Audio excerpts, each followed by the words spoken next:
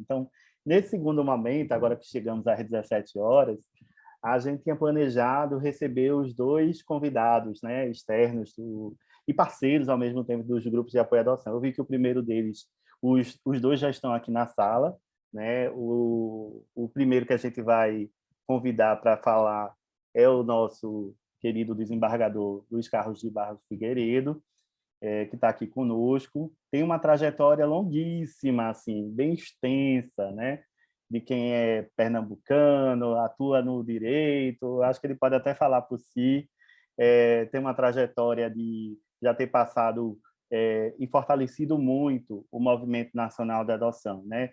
Ajudando na construção de elementos que a gente tem hoje. Livros foram publicados, artigos, legislações. Então, Dr. Luiz Carlos de Barros Figueiredo é atual corregedor-geral da Justiça do TJPE, né? No biênio 2020 e 2022. E agora, há poucos dias, foi eleito, né, para o biênio 22, eita, já estou antecipando o ano, 22, 23, para presidir o Tribunal de Justiça de Pernambuco. Então, eu passo a palavra para o doutor Luiz Carlos. Fica à vontade, doutor Luiz Carlos. É um prazer lhe receber aqui e poder lhe ouvir. Precisa abrir o áudio, acho que está com o microfone fechado. Estou tentando abrir. Abriu agora? Está ouvindo bem? Sim, estamos lhe ouvindo. Pronto, resolvido. Boa tarde, né? 5h01. É precisão britânica. Eu acho que poucos lugares do mundo conseguem marcar algo e cumprir rigorosamente o horário, como vocês estão cumprindo aqui. Eu saúdo a todos, agradeço o convite para falar aqui, para dialogar com vocês.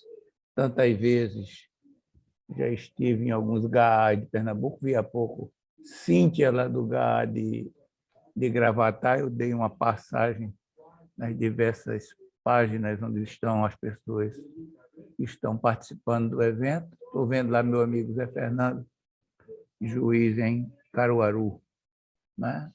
E aí vou tentar dar o meu recado aqui a vocês a respeito dessa questão que entendo ser fundamental para todos nós. Em diversos eventos em que eu sou convidado a palestrar, seja do próprio Movimento Nacional da Adoção, seja do Sistema de Segurança e Justiça, eu reiteradamente tenho dito que, de um lado, reconheço que nós temos hoje um quadro de magistrados muito mais vocacionado, muito mais interessado, muito mais desejoso de colaborar com a causa da adoção, aqui o exemplo do Zé Fernando, do que tínhamos à época que eu entrei na magistratura, né? Eu reconheço que a criação de um cadastro nacional único, coisa pela qual lutamos tanto, foi um avanço importantíssimo para acelerar os processos de adoção no país inteiro, e principalmente para acabar com a malandragem, ou pelo menos minimizar a malandragem de adoções irregulares. Reconheço que o quadro do Ministério Público também teve essa mesma transformação positiva que aconteceu no Judiciário, vem tendo também. A Defensoria Pública, pela de Pernambuco, no geral, posso falar numa evolução imensa de quem praticamente não participava dos processos judiciais relativos à adoção, e hoje tem uma participação intensa, né? Então, também é louvável tudo isso. Mas a mudança verdadeira, o que realmente foi o plus, o que realmente diferenciou, foi a participação popular trazida pelos grupos de apoio à adoção. Não é para fazer média com vocês que são ligados aos grupos de adoção, mas esse é o fato. Nós tínhamos estudos levantados. Eu entrei para ser juiz no longínquo ano de 1982. Portanto, para o ano, estarei completando 40 anos de magistrado. Né? E aí venho acompanhando qual era o perfil do desejo dos candidatos brasileiros. É inteiramente normal que alguém tenha um processo psicológico de paternagem ou maternagem e queira começar, como faz esses cursinhos que ele diz, começando do zero, como se fosse realmente uma filiação biológica. É normal. É perfeitamente entendível que isso ocorra. Né? Mas não me parece que seja razoável que se nós não temos, no geral, em nenhuma comarca do país, crianças novinhas ou recém-nascidas para serem adotadas, que as pessoas se valham de ardis, de métodos escusos, ilegais, para conseguir passar na frente e adotar com rapidez. Isso é inaceitável, porque nada que começa de uma mentira pode vir a gerar bons frutos. E foi essa a grande revolução que os grupos de estudo e apoio à adoção trouxeram para o país inteiro. Pessoas que foram se conscientizando de qual é o perfil das crianças e adolescentes disponíveis, né? Da faixa etária, do fato de raramente ter uma criança branca, ou é da raça negra, ou é, assim como eu, totalmente mestiço, tem um pouquinho de tudo aqui. Não é? Então, branco, uma raridade. Não é? Pelas condições socioeconômicas do país, históricas, 500 anos assim. Não é? Então, se você for muito exigente, provavelmente sua vez não vai chegar ou vai demorar a chegar. Me parece, então, que esse é o primeiro grande processo do diálogo entre os grupos de adoção, pretendentes à adoção, mas a magistratura, o Ministério Público, os advogados, a Defensoria Pública, os psicólogos, assistentes sociais. É carta na mesa, é jogar aberto, é não atribuir culpas e responsabilidades a qualquer outro parceiro. Aqui há um processo que, nas questões jurídicas e nas questões psicológicas e nas questões sociais e nas questões econômicas, são deveras complexos. Não tem nada simples desse processo, absolutamente nada. Mas o que realmente, onde o bicho pega, o que realmente diz onde é complexo, está antecedendo ao processo de adoção propriamente dito, que é a destituição do poder familiar. Aí sim existe o problema. É algo muito duro você tirar de alguém a condição de ser pai ou ser mãe. Dizer, você não pode e você não é mais pai de ou mãe de. Então, é comum que, às vezes, os processos de destituição do poder familiar sejam um tanto quanto demorados. Né? Não por implicância, como alguns pensam, não porque as pessoas ou algumas pessoas são contra a adoção, como chegam alguns a verbalizar, mas porque é preciso que fique caracterizado uma das hipóteses previstas no Estatuto da Criança e do Adolescente ou no Código Civil, de forma impossível de qualquer dúvida, de que é um caso de decretar a perda do poder familiar. Então, com toda certeza, promotores e juízes estão sempre muito atentos a isso. Não é? Isso é algo como o dito popular que fala que água demais mata a planta. Não é? Se você demora demais, aquela criança daqui a pouco vai ter uma festinha de 15 anos.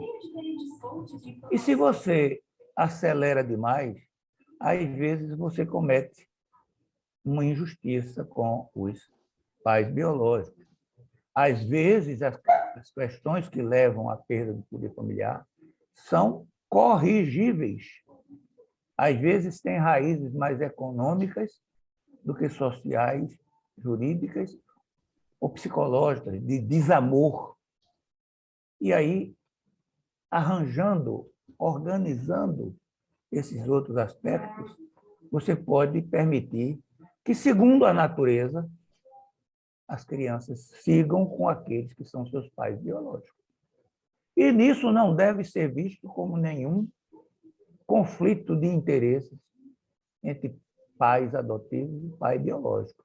Eu, como vivencio as duas circunstâncias, de ser pai adotivo e de ser pai biológico, sei muito bem dizer que não há diferença qualquer. Não há conflito nenhum aí. Não é? Então, é óbvio que, por qualquer razão, no meu caso, eu incorporo razões de natureza religiosa, porque acredito na existência de um Deus que tudo organiza e determina. Por qualquer razão que seja, aquela criança nasceu naquele lar. E se, por exemplo, a questão for só econômica, mas o cara estava nervoso, estava agressivo, se ele parou de estar nervoso e agressivo, senão vamos ter que tomar os filhos de todos os pobres, só porque são pobres. Então, isso não é argumento. Isso não é uma coisa razoável de se aceitar. Não é? Então, nós precisamos, primeiro, conversar, entender os nossos adotantes, mas os nossos adotantes também precisam entender um pouco mais do sistema de justiça, do papel do juiz. O juiz pode ir muito, mas não pode tudo. Quando o doutor Charles estava aí falando que eu acabara de ser eleito presidente do Tribunal de Justiça a partir de fevereiro do próximo ano, aí você está no topo da carreira e vai descobrindo que pode muito menos do que você pensava que podia.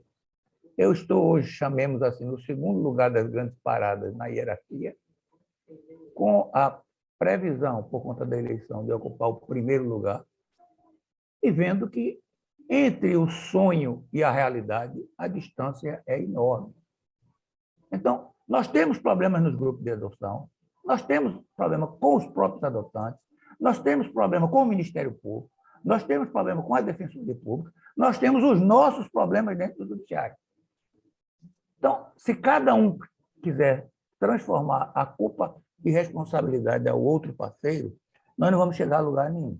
É preciso entender que estamos, aqui sim, estamos todos literalmente no mesmo barco, querendo os mesmos objetivos.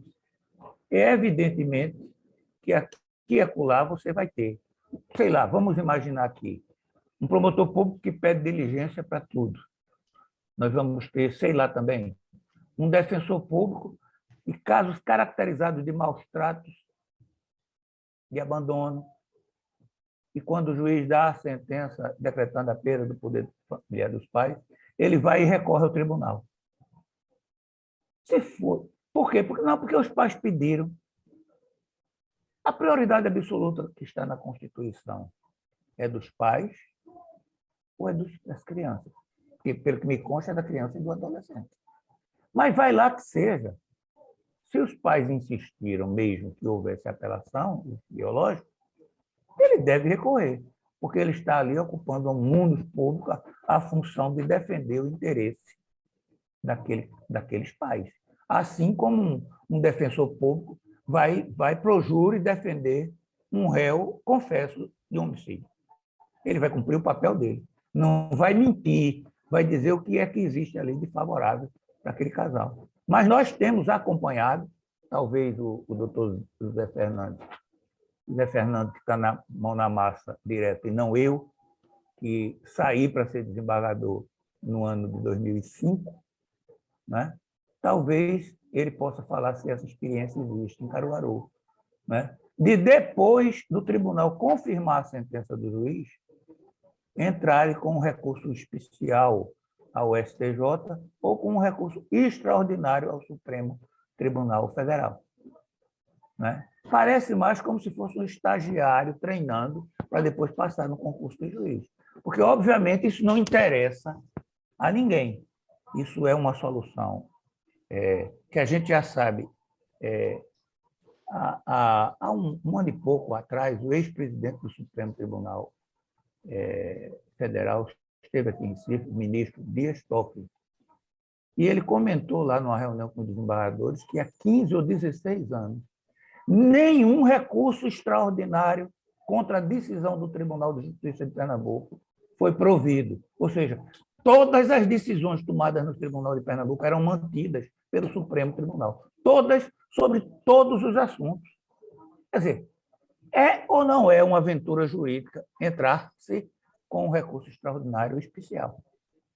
Então, as pessoas vão ficando inquietas, é natural, e, às vezes, trocam o certo pelo duvidoso, entram no campo da pressa que aniquila o verso. Não se senta para conversar, para dialogar, saber aquele caso concreto, o que é, qual a margem de risco. Porque, em alguns casos, quando você acaba de prolatar uma sentença, você descobre. Olha, é rigorosamente impossível que essa sentença seja modificada. Mas, às vezes, a parte também tinha. Você valorou mais alguns aspectos para deferir a perda do poder familiar e, eventualmente, alguém valore mais outros aspectos e indefira essa pretensão. É raro, mas acontece. Então, mas há uma coisa que me parece hoje muito mais grave, que é uma coisa que os grupos de adoção do país inteiro estão precisando se conscientizar. Como eu trabalho há muitos anos no ramo da adoção, porque fui ser juiz numa vara que era privativa, chamava-se assim, de menores abandonados e infratores, no ano de 1986, na comarca de Olinda. Então, tem um longo percurso trabalhando na área da infância, né? A gente vai observando que esse processo de mudança ele tem sempre resistências.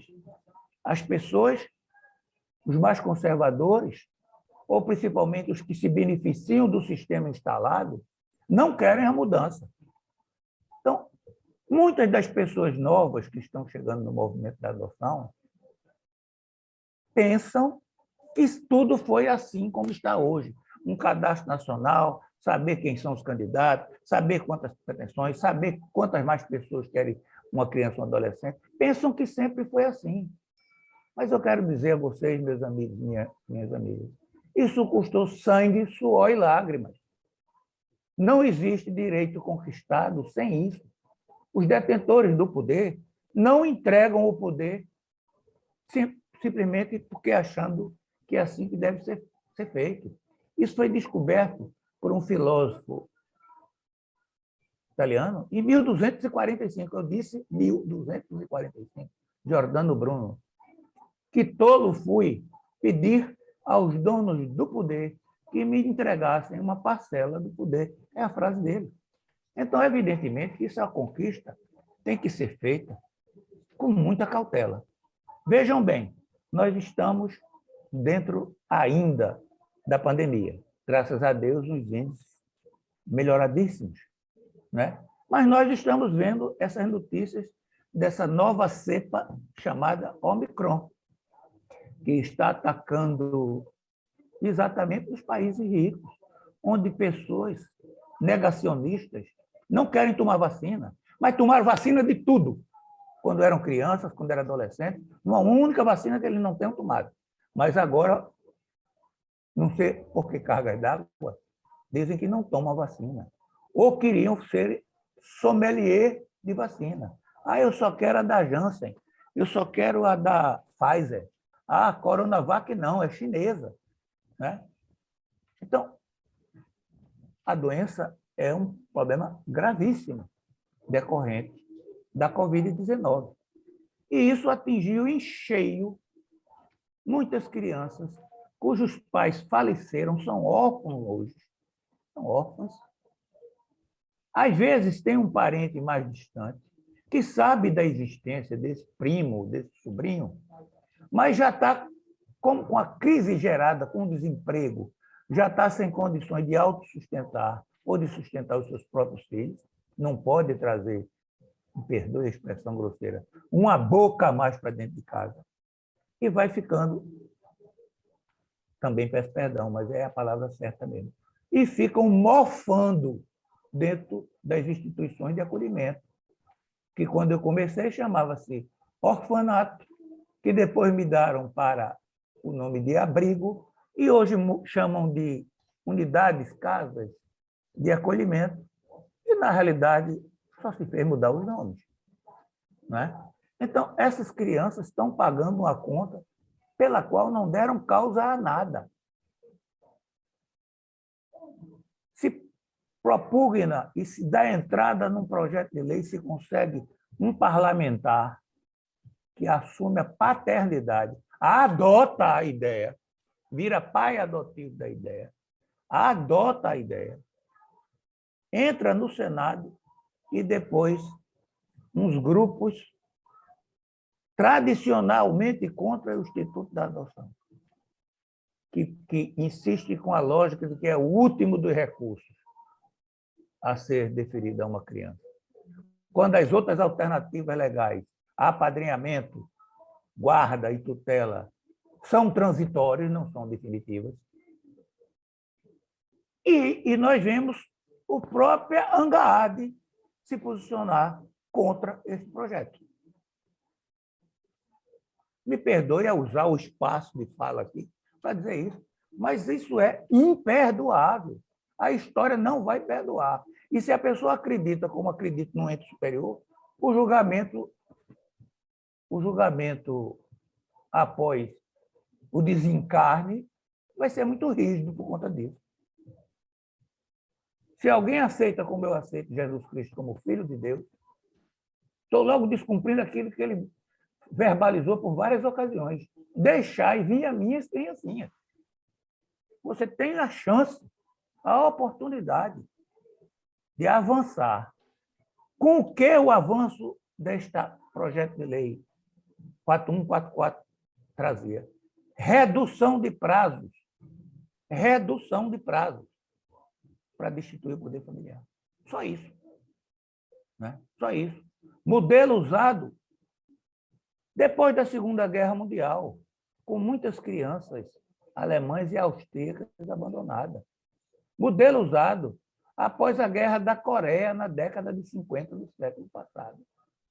É situação excepcional, é situação extraordinária.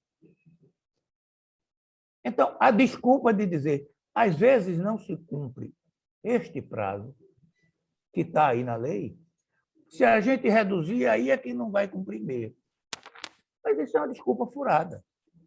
Você não pode partir da premissa. Nós temos como proposta de lei um dever ser, aquilo que seja um sonho, aquela sociedade que nós desejamos, não só para nós mesmos, mas para nossos filhos, nossos netos, nossos bisnetos. E que para isso ocorra, nós temos realmente que avançar. E por que aconteceu isso? Alguém haveria de perguntar. E por que a ANGAAD se posicionou contra? Eu respondo. Se posicionou contra porque deixou de ver uma coisa óbvia que salta aos olhos. O Brasil, aos trancos e barrancos, mas é uma democracia. Escolhendo bem ou mal os seus dirigentes, é uma democracia. É o povo quem escolhe os deputados, os senadores, os prefeitos, os governadores, o presidente da República. É o povo que escolhe. Às vezes acerta, às vezes erra. É próprio da democracia aqui, como era antigamente. Quando começou o processo da democracia na Grécia Antiga, os cidadãos, quer dizer, não tinha escravo, nem tinha mulher, só podia ser homem, iam para a praça e levantavam a mão. Era essa a democracia.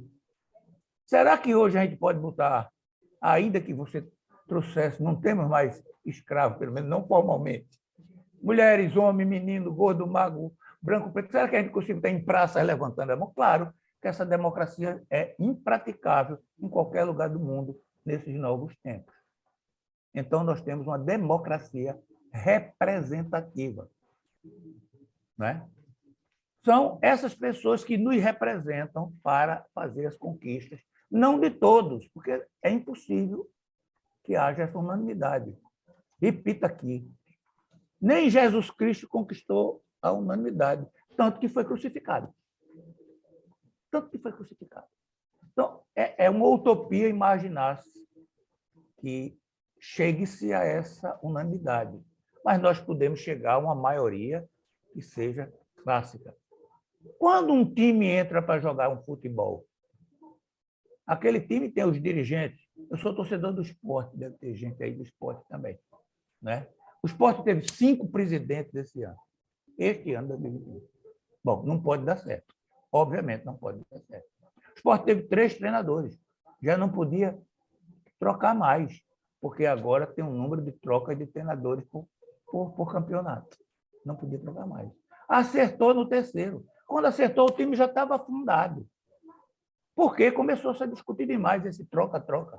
Sai daqui, sai de lá, vai para cima, vai para baixo. Vocês já imaginaram se as estratégias de uma guerra de um país contra outro não se levasse em conta que tem um general, que tem um coronel, um major, um tenente, que tem uma hierarquia e que tem funções para fazer.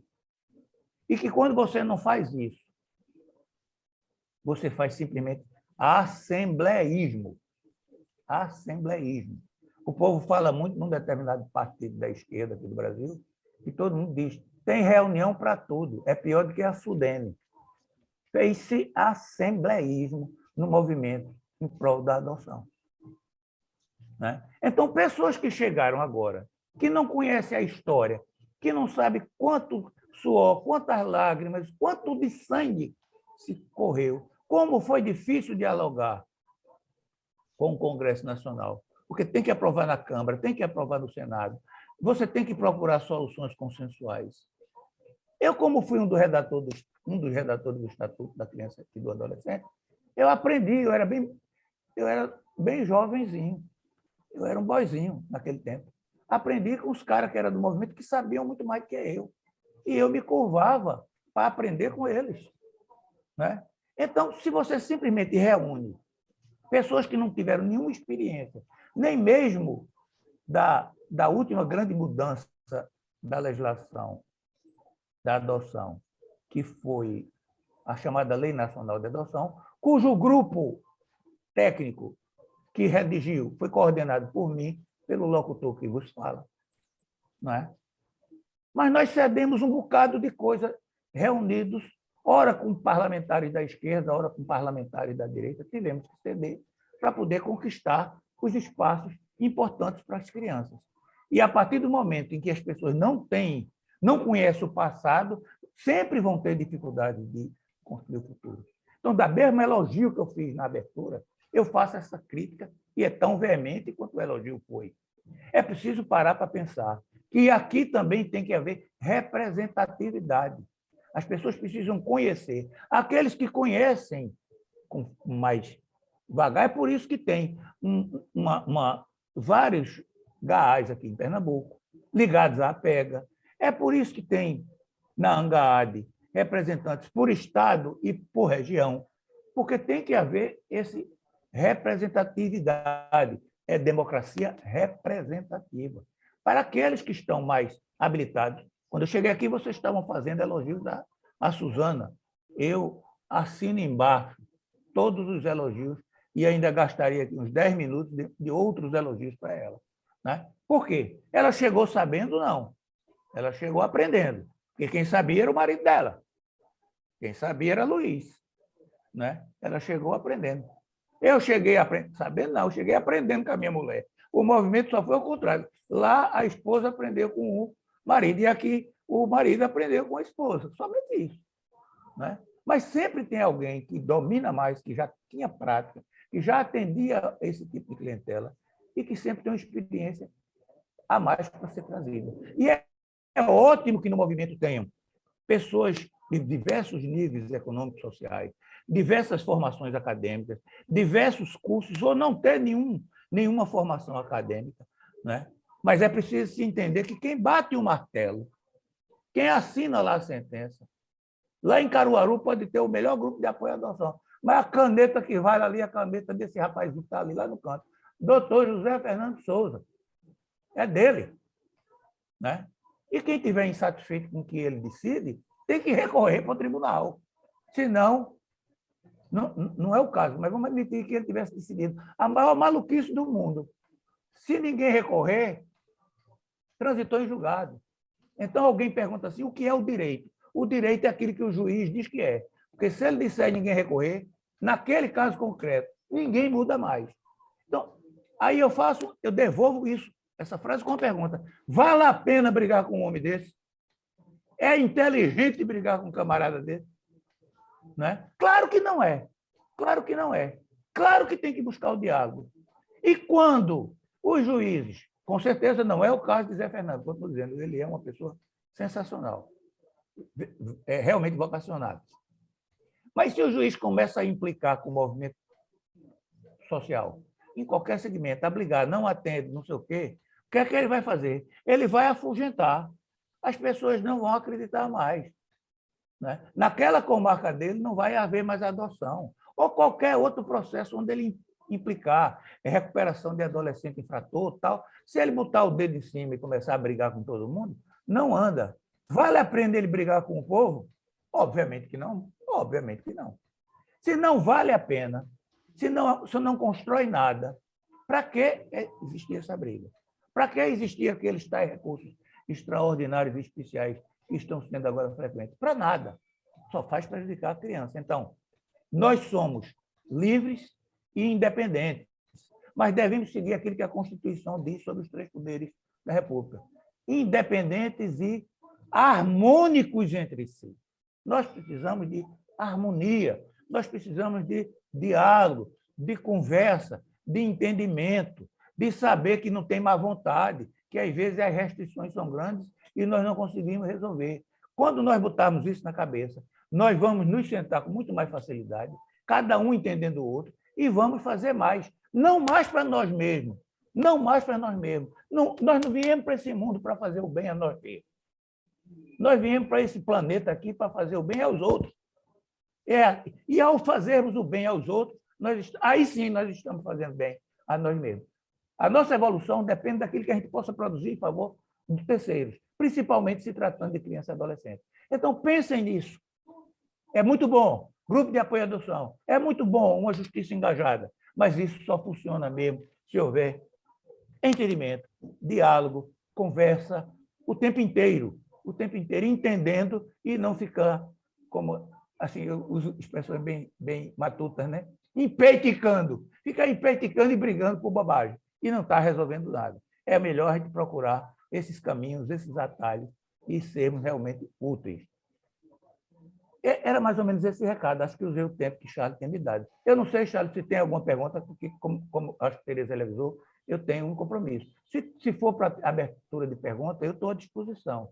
Eu não vou, eu adoraria ouvir Zé Fernando, mas eu já desci de Gravatar, já prontinho para poder ganhar o mundo. Só por ter esse paletó, porque a patroa disse que você está lá representando o judiciário, não vai ser paletó, não, bora por cima. E eu obedeci. Manda quem pode e obedece quem tem juízo. Mas eu estou ao dispor se tiver alguma pergunta para a minha pessoa. Muito obrigado a todos e a todas. É muito bom ouvir as suas falas, doutor Luiz Carlos. Eu acho que enriquece muito essa coisa um pouco da linguagem. A gente acha que é fundamental, não só juízes, desembargadores como o senhor, que faz uma linguagem acessível, né, às pessoas. Infelizmente, a gente tem historicamente, né, um judiciário que muitas vezes a linguagem, em vez de aproximar, acaba sendo uma barreira, né, porque não fala essa linguagem assim mais do dia a dia, coloquial, onde as pessoas entendam aquilo que, né, que lhe interessa. Então, fico muito contente com as suas exposições. Queria, primeiramente, lhe agradecer pela gentileza, né, de ter aceitado o nosso convite, por estar aqui conosco hoje, dentro de uma rotina cheia, que a gente sabe, né, que o senhor acabou dispondo aí de um horário no seu final de semana para compartilhar conosco suas ricas reflexões e um olhar assim muito conhecedor, né, do movimento que fortalece o cuidado com a infância e juventude de uma forma geral. Importante, entre as suas falas, eu queria fazer sublinhar um destaque, que é essa coisa da prioridade absoluta do tratamento das causas da infância. Eu acho que isso que o senhor falou é fundamental, que todos, judiciário, grupos de apoio, Ministério Público, Defensoria, todo mundo entendendo que o preceito constitucional, essa prioridade absoluta, né, nas causas da infância, no interesse da infância e da juventude, e isso muda muito a forma como a gente chega lá. E, para finalizar, eu acho que eu entendo que o senhor tem outro compromisso, eu vou pedir para que as pessoas, se tiverem a oportunidade, né, coloquem, postem aí suas perguntas por escritos. Mas, assim, eu queria agradecer e também dizer, assim, até essa fala final que o senhor trouxe desse olhar meio que mediador, diplomático, estratégico. Não dá para brigar com os nossos juízes, né? São eles que estão lá. A gente tem que ser diplomático, ser estratégico, né? Então, acho que a APEGA nasceu para também ser esse intermediário, né, entre os interesses da população, né, ou de alguma causa específica, e os interesses, que é óbvio que se tem alguma questão, ele pode, aquela pessoa que foi ali, né, que teve uma causa não atendida, pode, digamos, arguir, né, formalmente em seus processos, mas que a gente está em rede, né? Então, essa atuação em rede é muito rica, muito importante. Queria agradecer. Tivemos falas aqui muito brilhantes, né? A Tatiana falou aí da sua relevância enquanto, né, profissional nesse movimento que a Angad fez, que os grupos pernambucanos não subscreveram, mas aí, do ponto de vista, como também o senhor falou, pela representatividade, subscrevendo ou não, a maioria que vence. Então, a maioria, né, acabaram apoiando uma coisa que foi assim horrível, né, para a causa da infância. Enfim, se alguém tiver perguntas ou questões, eu vou pedir a compreensão, poste aí, e a gente depois tenta direcioná-las para o Dr. Luiz Carlos, e aí a gente dá uma resposta. Vou fazer essa gentileza para o senhor. E eu garanto que eu mando a resposta de volta. Vou Pode não fazer ser a essa resposta que a gentileza pessoa queira ouvir, mas que vai receber a resposta, vai. e agradecer também a nossa amiga Tereza Figueiredo, que também, né, acabou aí pontuando dos seus compromissos, pediu desculpa a ela, que vou liberá-lo para que ela possa, de uma certa forma, nos permitir novos encontros, né, futuramente, que a gente está sempre discutindo aí a causa da infância e juventude. Mais uma vez, muito obrigado, doutor Luiz Carlos. Obrigado, amigo. Boa tarde, senhor. Um abraço. Vou, na sequência, passar a palavra para o doutor José Fernando, juiz, né, como já foi dito aqui, da Vara da Infância e Juventude de Caruaru.